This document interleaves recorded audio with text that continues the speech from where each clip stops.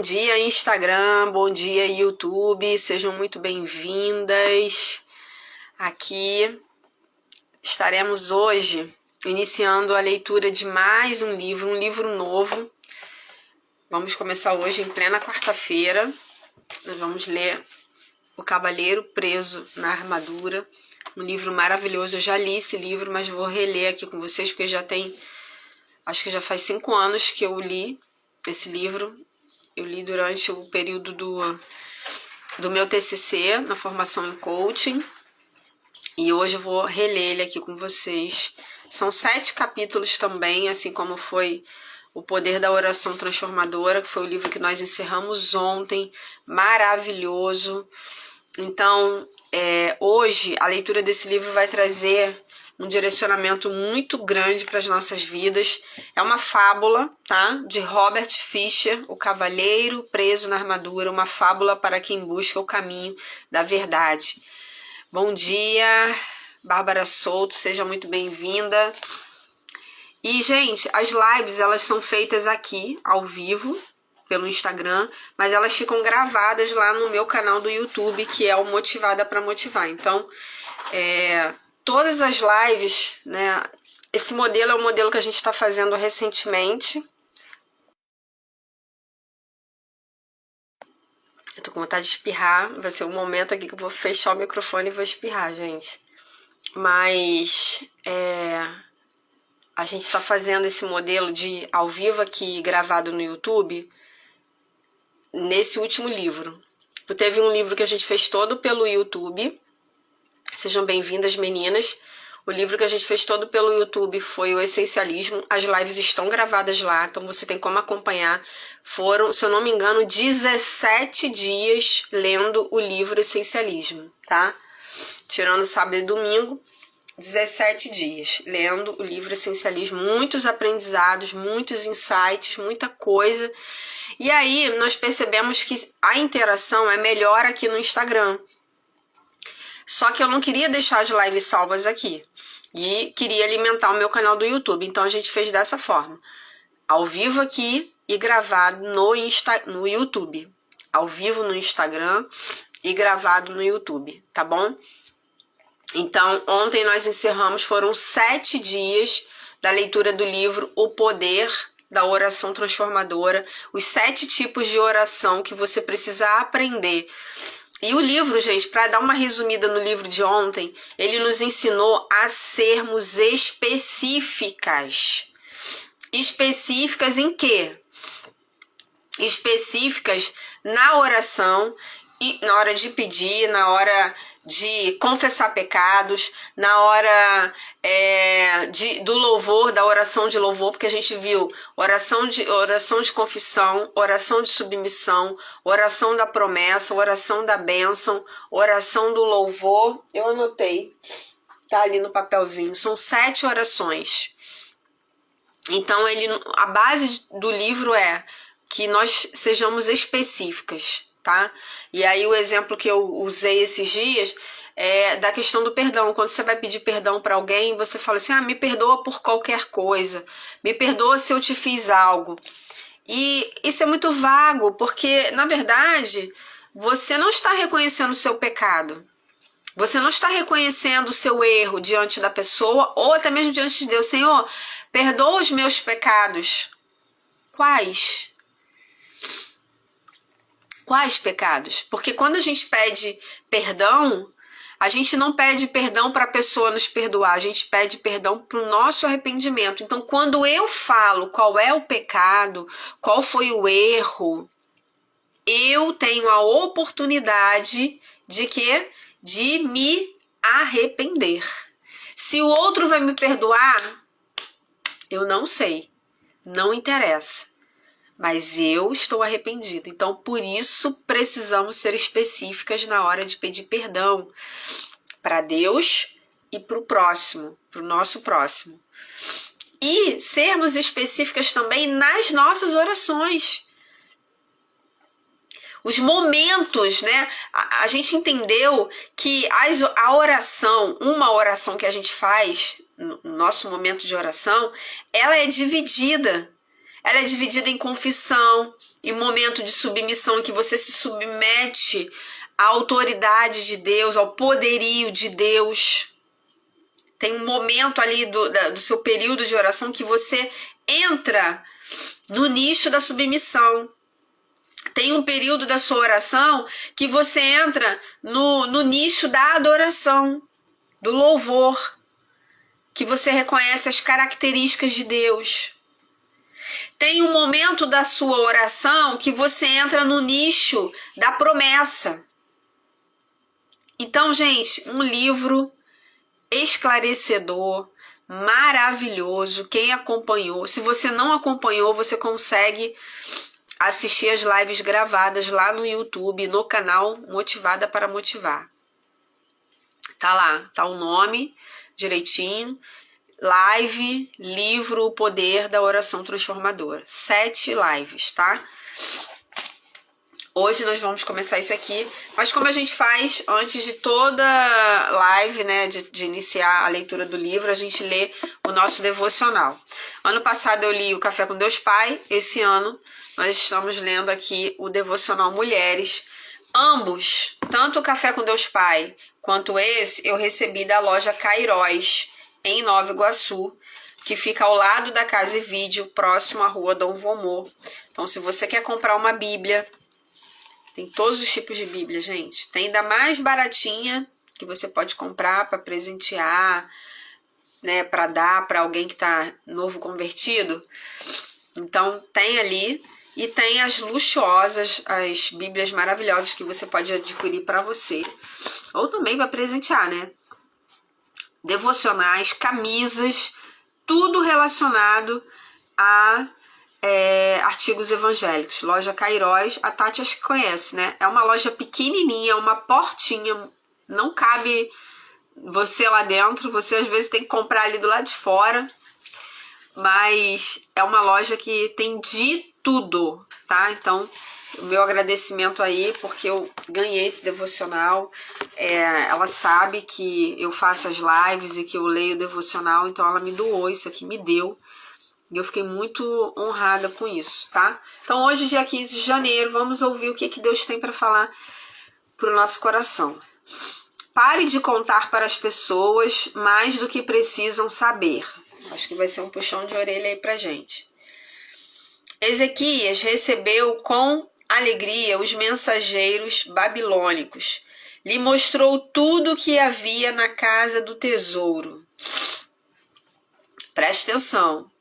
Ezequias recebeu com alegria mensageiros babilônicos e lhes mostrou tudo o que havia na casa do tesouro.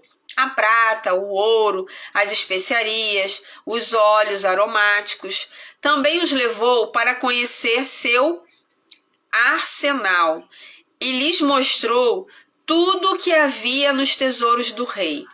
Não houve nada em seu palácio, nem em seu reino, que Ezequias não lhes mostrasse. Isaías 39, 2. Sempre fui uma pessoa muito aberta com todo mundo, e por isso mesmo tinha o costume de expor os meus tesouros para qualquer um. Fossem conquistas, planos ou sonhos, eu estava o tempo inteiro oferecendo aos outros acessos que deveriam ser exclusivos. A verdade é que eu não possuía maturidade o suficiente para saber que deveria reservá-los aos mais íntimos e de confiança. Aqueles que me conheciam bastante para compreender minhas intenções ou me guardasse se necessário. Por causa dessa ingenuidade, sofri as consequências de falar demais. Fui mal interpretada, julgada e roubada. Infelizmente, ao passar pela escola da dor, aprendi e amadureci. Às vezes ainda erro, porém estou muito melhor que ontem. Pela misericórdia de Deus e a ação do Espírito Santo, hoje compreendo a importância de ter sabedoria e falar e discernimento acerca de com quem devemos compartilhar qualquer coisa que seja. Como eu, o rei Ezequias colheu os resultados de mostrar seus tesouros às pessoas erradas. Tudo lhe foi levado pelos inimigos. Por isso, guarde bem a sua alma, família, projetos e as promessas divinas para a sua vida. Escolha com prudência e sabedoria para quem deve abrir as preciosidades que você carrega. Quem fala demais pode acabar perdendo tudo, literalmente. Ó, eu tenho uma percepção sobre isso aqui já há muito tempo. Eu sou muito chata em relação a isso aqui. Com quem falar, quem entra na minha casa, não recebo qualquer pessoa na minha casa. Para a pessoa entrar na minha casa, gente, é um processo, vou falar para você, passa por um vestibular comigo. Primeiro que eu não sou de ficar na casa das pessoas, então eu também não gosto que as pessoas fiquem muito na minha casa.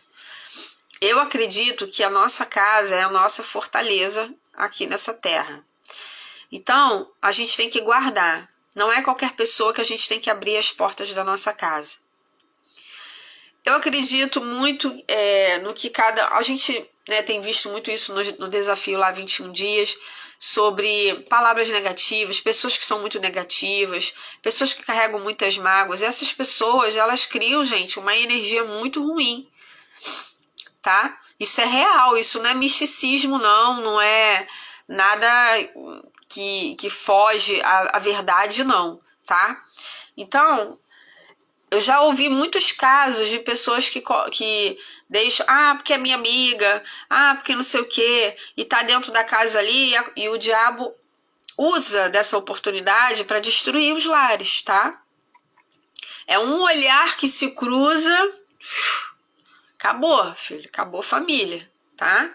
Então, abra o seu olho, não sei qual é o recado que Deus está querendo dar para quem na verdade, o recado é esse, mas para quem abra o seu olho em relação a isso. Contar os seus planos, contar os seus sonhos, né? Nós vimos no livro Especialista em Pessoas, do Tiago Brunet, que existem níveis de amizade, tá? Se você não leu esse livro, você pode adquirir ele na Papel Colorido RJ, que é a minha patrocinadora.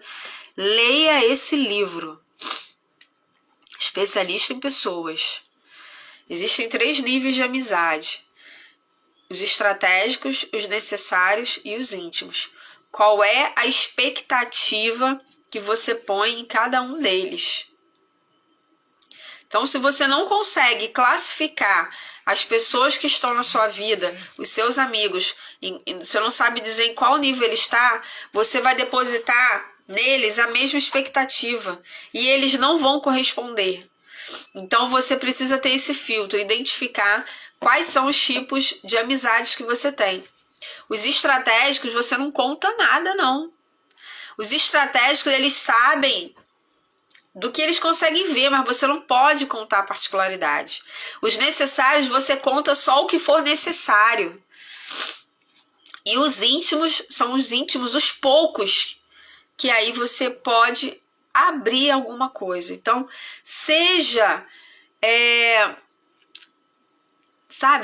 intencional, peça a Deus discernimento, peça a Deus para te dar clareza, para fazer esse filtro nas pessoas. Pare de abrir a sua vida para todo mundo, falar das promessas que Deus tem, falar de marido, falar de filho, falar de casa, falar do trabalho. Pare de fazer isso com qualquer pessoa, tá? Então aprenda a lidar com pessoas.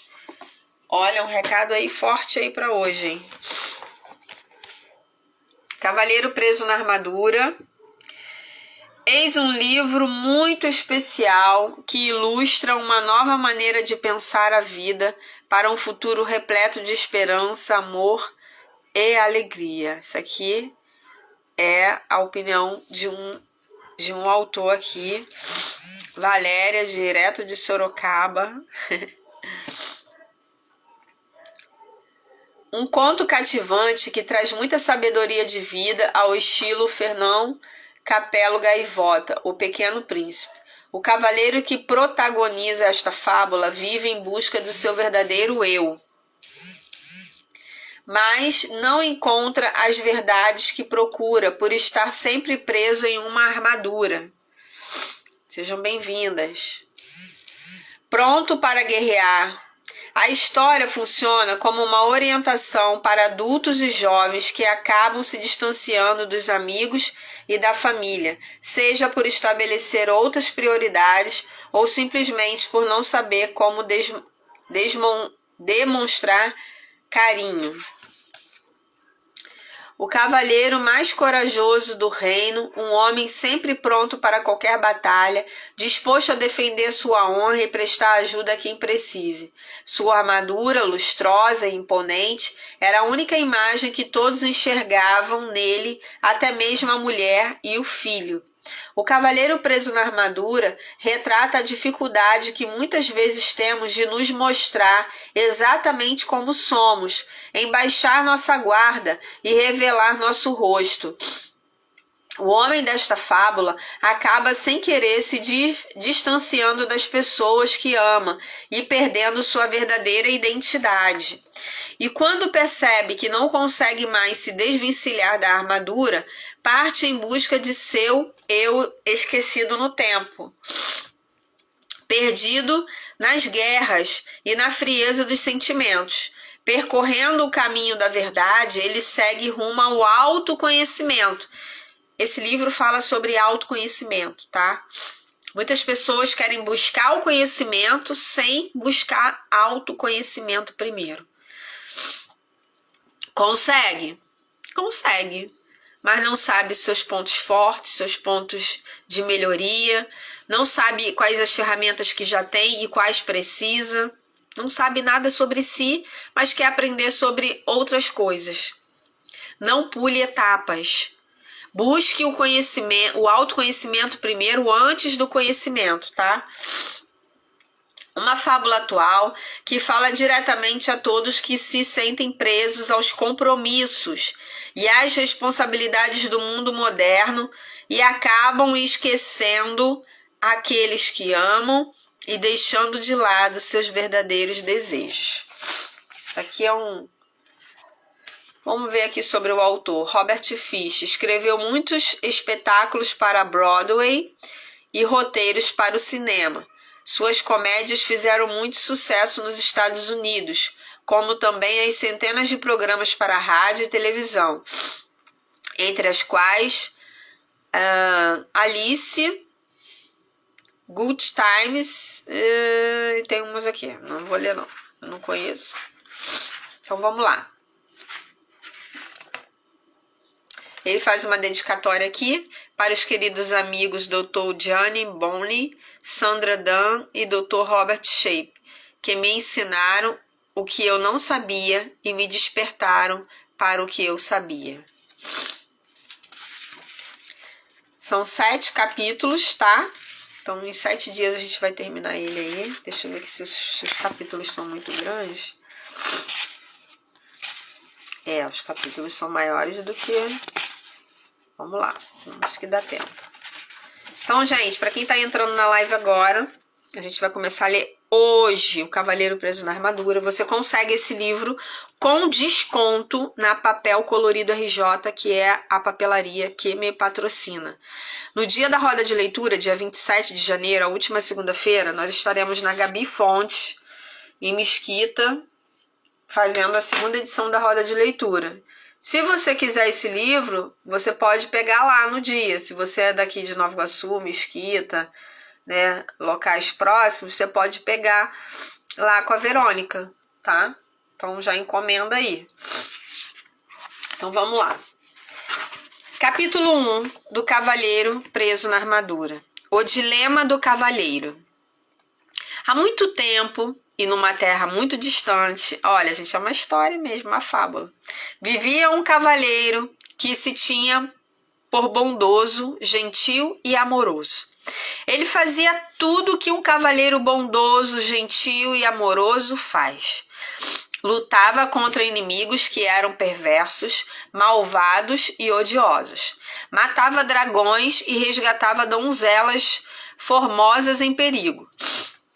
Nos períodos em que não havia muito o que fazer, ele tinha o terrível hábito de resgatar donzelas, mesmo quando elas não queriam ser resgatadas.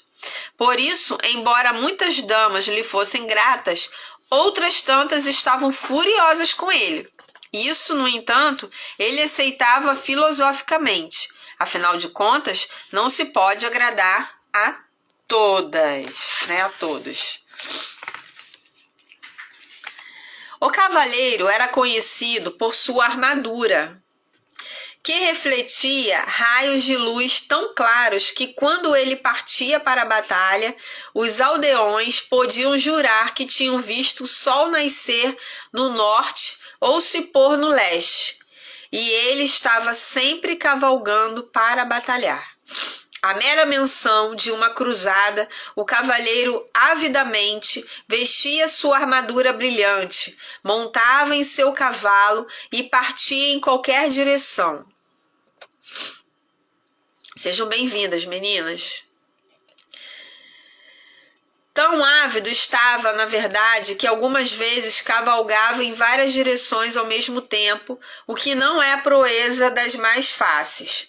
Por anos a fio, esse cavaleiro esforçou-se para ser o cavaleiro número 1 de todo o reino. Sempre havia mais uma batalha a ser vencida, um dragão para destruir ou uma donzela a ser salva. O cavaleiro tinha uma esposa fiel e um tanto tolerante, chamada Juliette, que escrevia lindas poesias, dizia coisas sábias e tinha predileção por vinhos. Também tinha um filho jovem, de cabelo dourado, Christopher. O cavaleiro esperava que um dia seu filho viesse a se tornar um corajoso cavaleiro.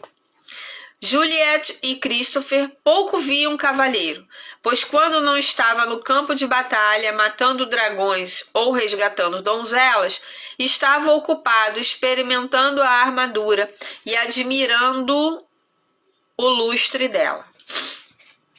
Com o passar do tempo, o cavaleiro tornou-se tão enamorado de sua armadura que começou a usá-la para jantar e muitas vezes para dormir. Algum tempo depois, ele nem mais se importava em tirá-la.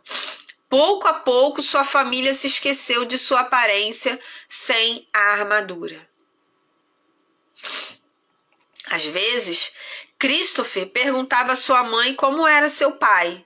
Então, Juliette levava o menino até a lareira e apontava para um retrato do cavaleiro acima dela. "Olha o seu pai", ela suspirava.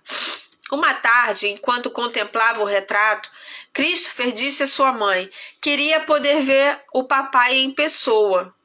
"Você não pode ter tudo", exclamou Juliette. Sua impaciência aumentava por ter apenas uma foto para lembrar o rosto de seu marido. E ela estava cansada de ter seu sono perturbado pelo ranger da armadura.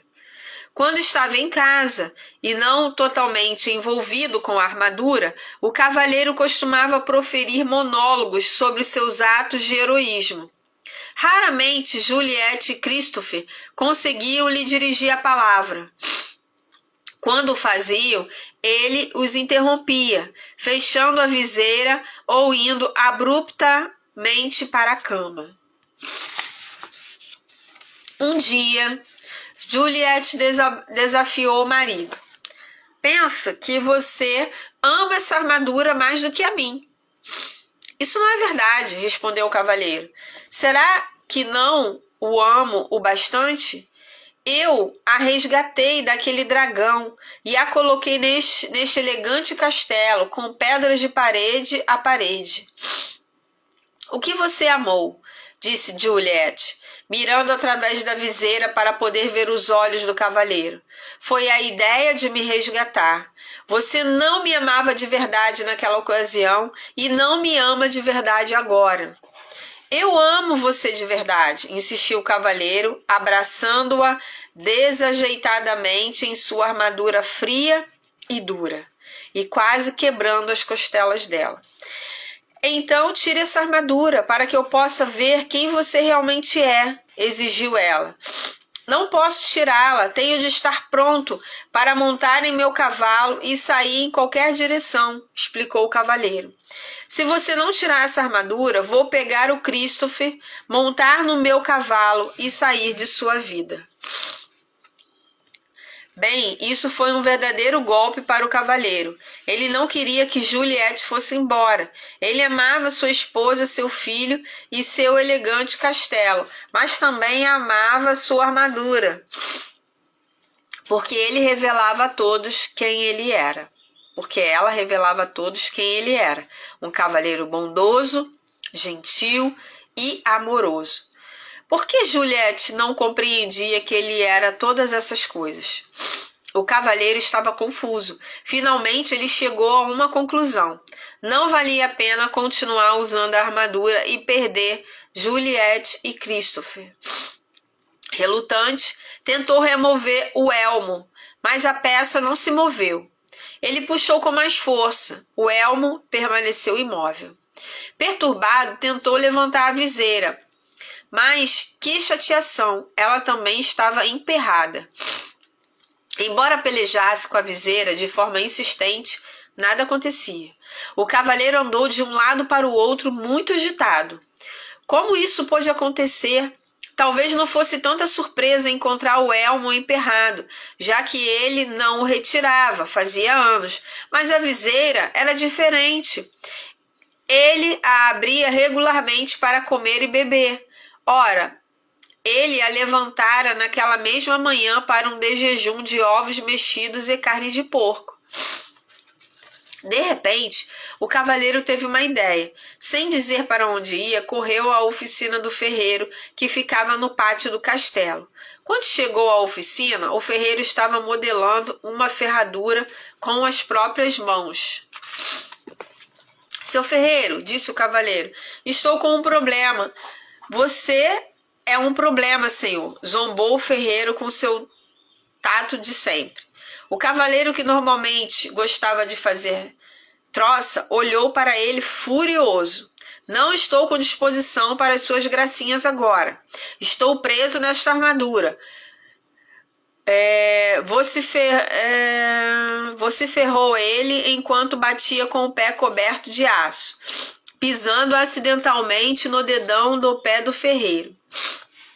O ferreiro soltou um urro e, esquecendo momentaneamente que o cavaleiro era seu patrão, aplicou-lhe um violento golpe no elmo. O cavaleiro sentiu apenas uma pontada de desconforto. O elmo não saiu do lugar. Tente de novo, ordenou o cavaleiro, sem atentar para o fato de que o ferreiro agira movido pela raiva. Com prazer, concordou o ferreiro, pegando um martelo que estava à mão e desferindo uma vigorosa martelada sobre o elmo do cavaleiro. O golpe não deixava nem marca. O cavaleiro estava aflito. O ferreiro era de longe o homem mais forte do reino. Se ele não conseguia tirá-lo de dentro da armadura, quem conseguiria? Sendo um homem gentil, exceto quando o dedão de seu pé era esmagado, o ferreiro percebeu o pânico do cavaleiro e foi solidário. Suas condições são bastante adversas, cavaleiro, mas não desista. Volte amanhã, depois que eu estiver descansado. Você me pegou no final de um dia estafante hoje. O jantar naquela noite foi tumultuado. Juliette ficava cada vez mais aborrecida, enquanto empurrava os pedaços de alimento que amassara através dos orifícios da viseira do marido. A certa altura da refeição, o cavalheiro lhe contou que o ferreiro tentara fender a armadura, mas sem sucesso. Não acredito em você, seu desmiolado rangente, exclamou ela, esmagando contra o elmo o prato de pombo cozido cheio até a metade. O cavaleiro nada sentiu. Somente quando o molho começou a pingar diante da viseira foi que se deu conta de que tinha sido golpeado na cabeça. Ele também, à tarde, mal sentia a martelada do ferreiro. Ao pensar nisso, percebeu que a armadura realmente o impedia mesmo de sentir muita coisa. E ele a usava havia tanto tempo que tinha esquecido como era a vida sem ela.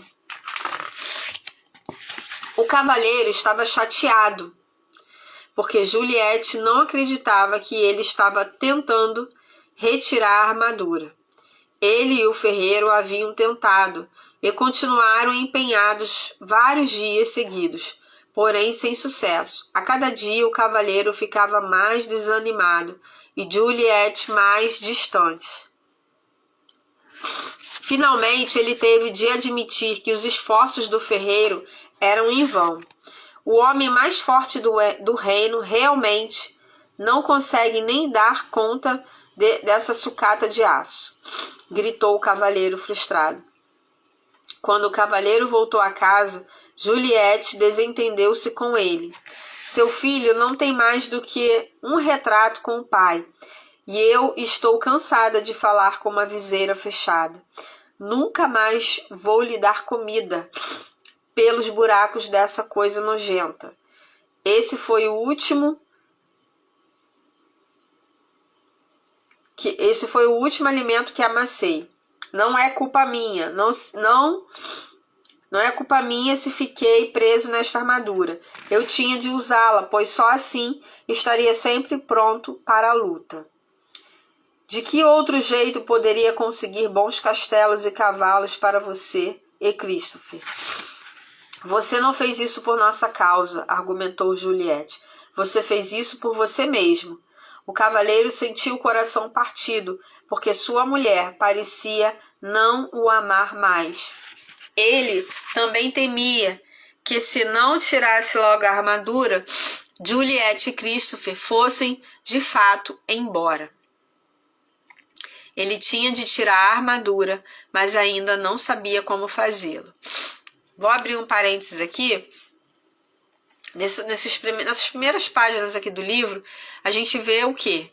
Um homem que voltava-se totalmente para a área do profissional dele, né? Aqui ele era um cavaleiro, a profissão dele era salvar, enfrentar dragões, salvar donzelas, guerrear, né? Essa era a profissão dele.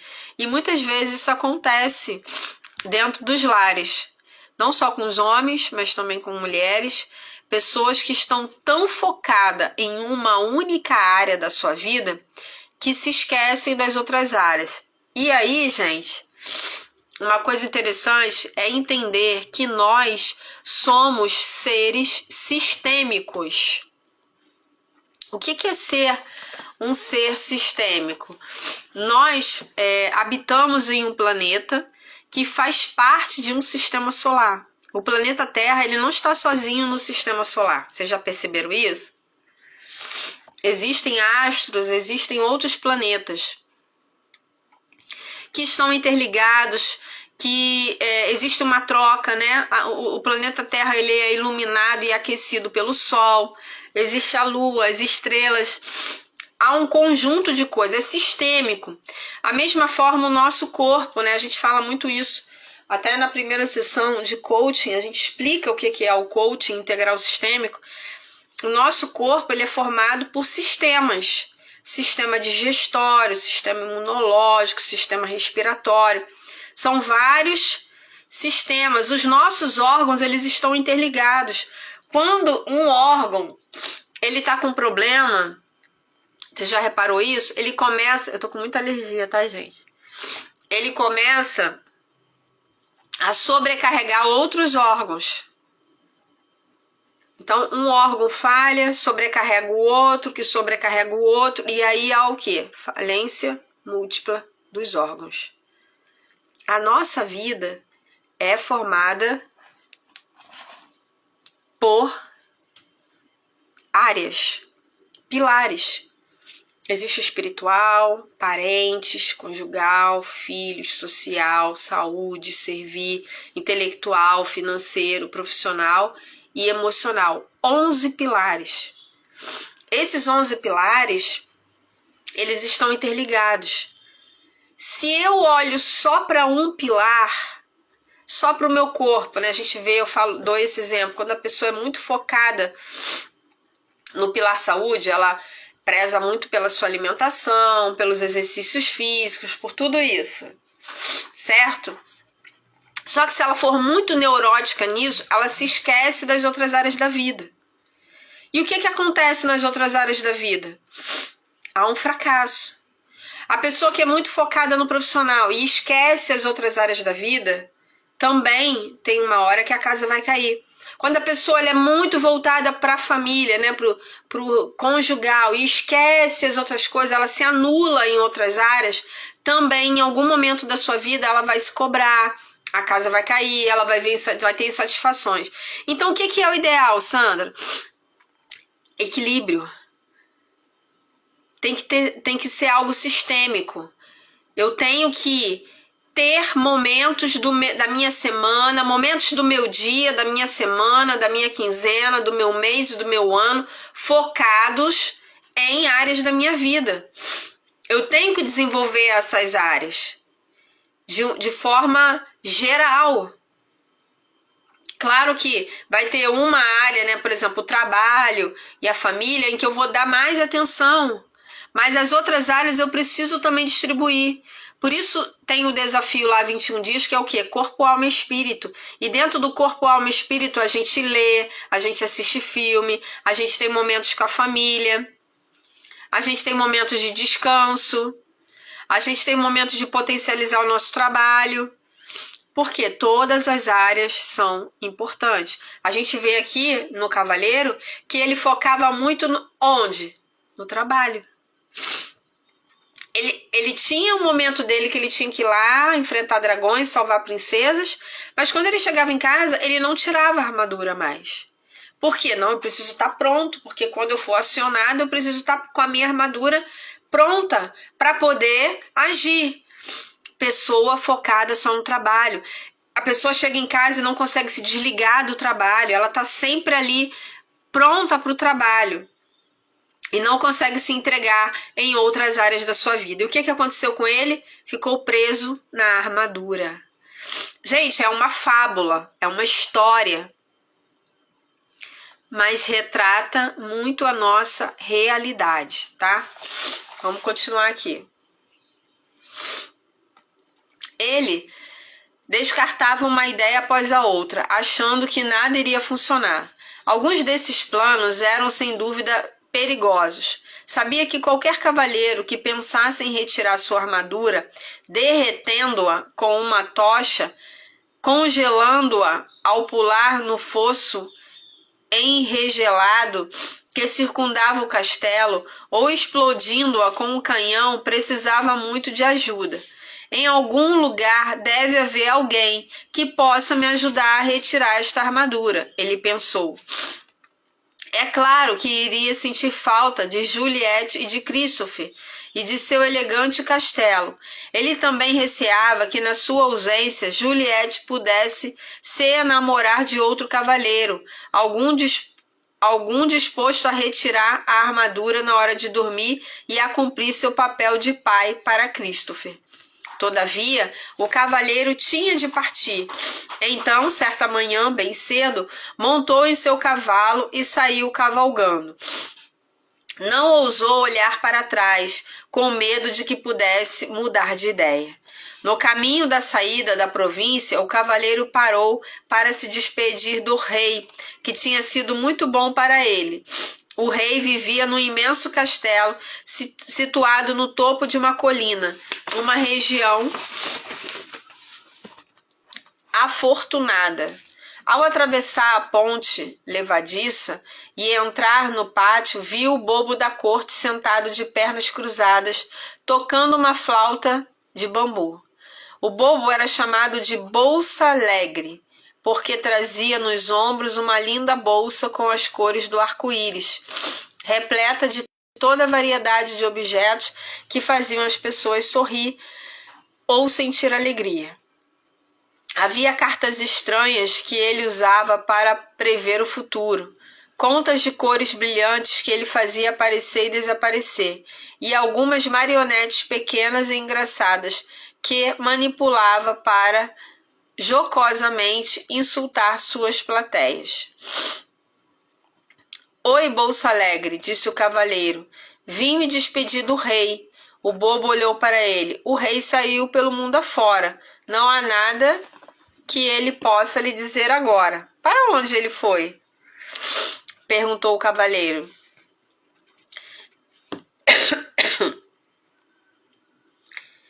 De uma nova cruzada foi cuidar. Se esperar por ele, irá se atrasar.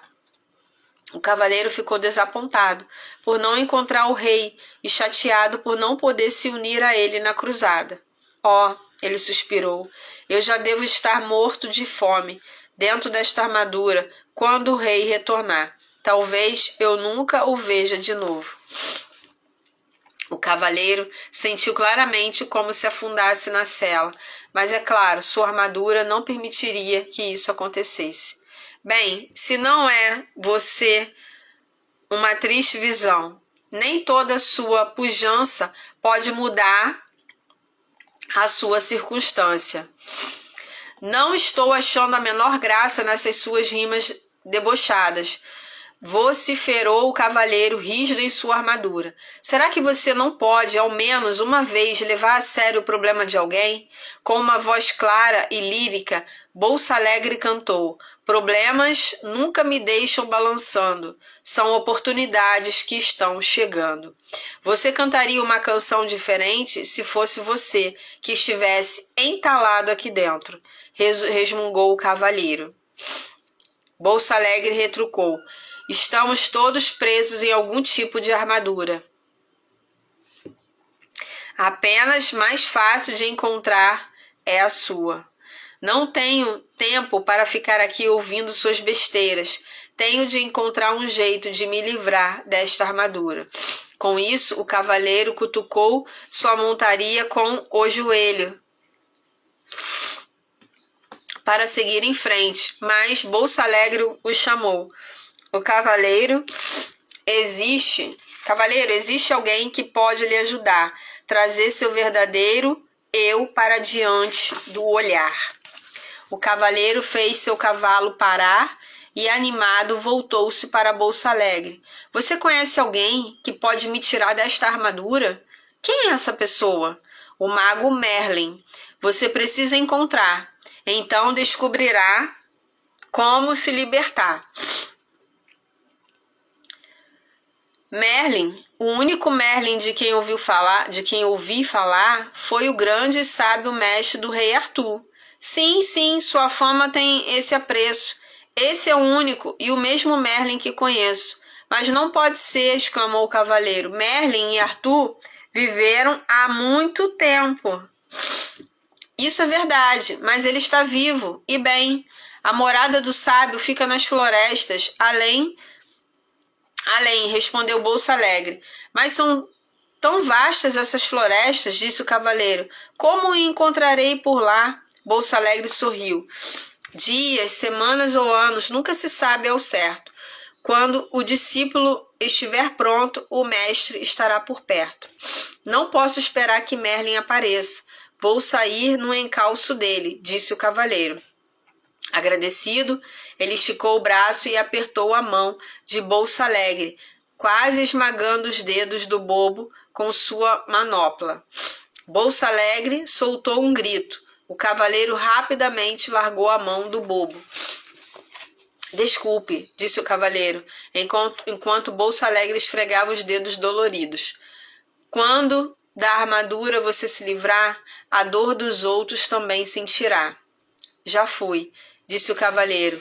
Ele girou o cavalo e, com esperança renovada no coração, saiu a galope em busca de Merlin. Esse foi, gente, o capítulo 1 do livro. O que a gente pode já tirar aqui de aprendizado? E foi o que eu falei aqui no meu comentário. Que muitas vezes, qual foi a palavra aqui, que o bobo disse para ele? Estamos todos presos em algum tipo de armadura. Todos nós, muitas vezes, nos encontramos presos em nossas armaduras. sempre haverá alguma armadura, tô anotando aqui, haverá alguma armadura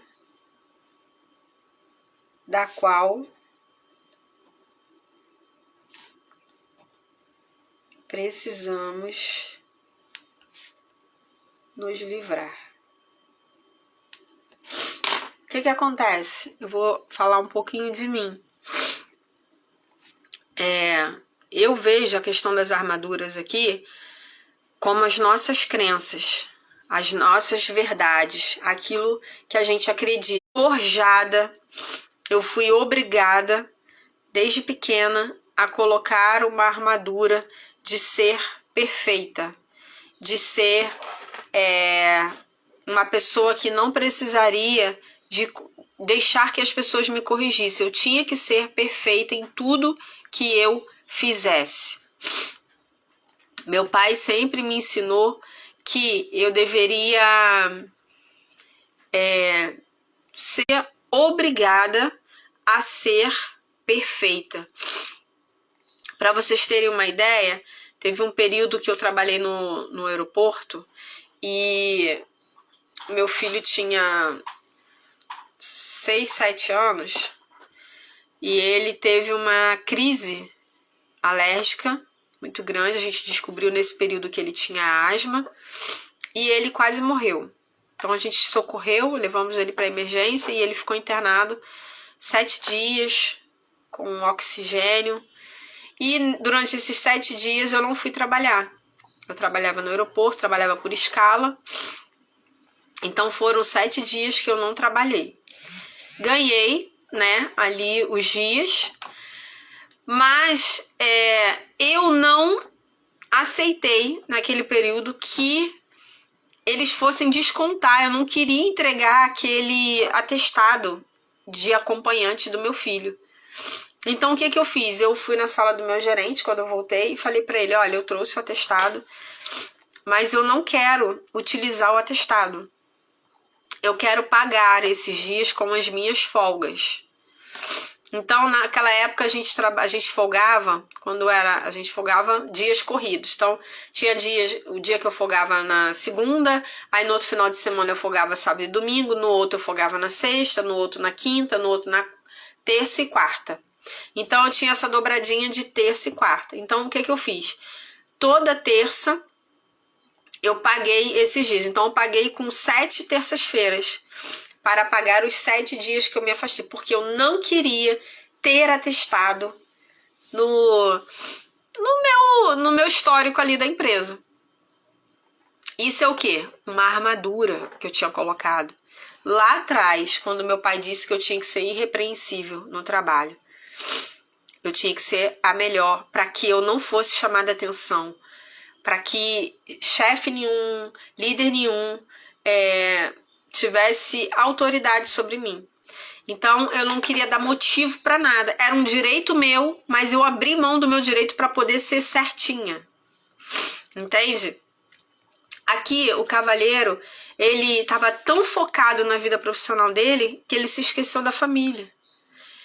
Ele não tinha momentos com a família. E quando ele estava em casa, que ele poderia chegar, relaxar, tirar a armadura de cavalheiro, né? Tirar aquela armadura física que cobria o seu corpo e a armadura de ser um cavalheiro imponente, corajoso, guerreiro, né?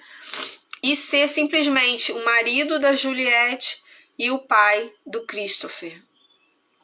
Quantas vezes, né, nós estamos presos dentro das nossas armaduras, daquilo que não somos nós, mas as circunstâncias começaram a nos forjar e nos aprisionar em uma armadura que nós não conseguimos mais ser quem nós nascemos para ser.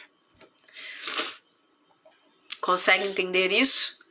Consegue entender? Consegue identificar aí se hoje você ainda está preso em alguma armadura?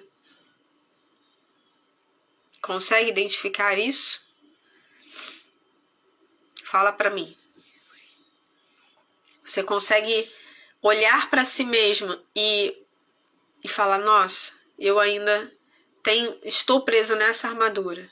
Essa armadura me acompanha há muitos anos. Não, essa armadura surgiu agora. Essa armadura surgiu depois de uma rejeição, depois de uma traição, depois de uma perda. E aí eu entrei nessa armadura e não consigo mais sair dela. Foi o que aconteceu aqui com o cavaleiro. Deixa eu fazer essa anotação aqui. Sempre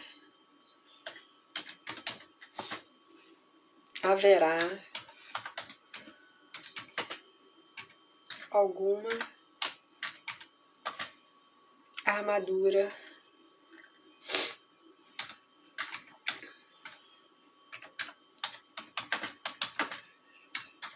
da qual precisamos nos livrar.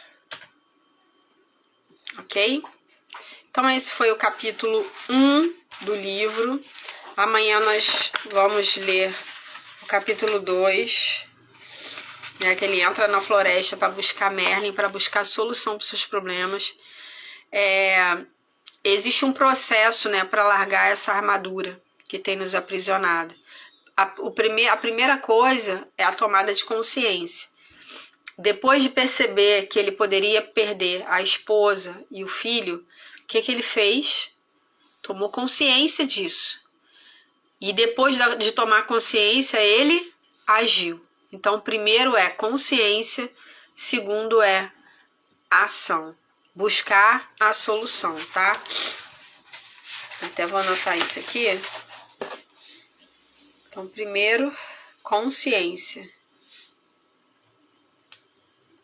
A consciência vai te mostrar o problema, a dificuldade. E a segunda coisa, após tomar consciência, é ação. O que eu vou fazer? O que eu preciso fazer? Com quem eu vou falar? Para onde eu vou? Então, ação. Tá ligada aí à direção, tá? Ok? Vou deixar a live gravada, lá no YouTube. Quem tá aqui? Quem tá aqui pra gente poder tirar um print? Quem tá aqui comigo? Dá um oi aí.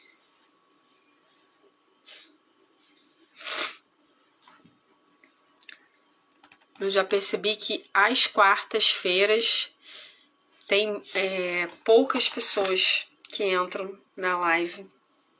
Talvez as pessoas tenham mais compromisso, não sei. Quem tá aqui, gente, comigo? Me dá um oi aqui.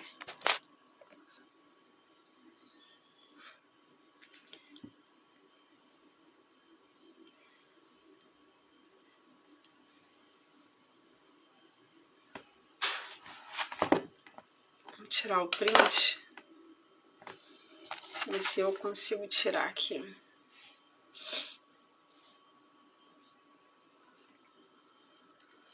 Acho que dá, deixa eu ver.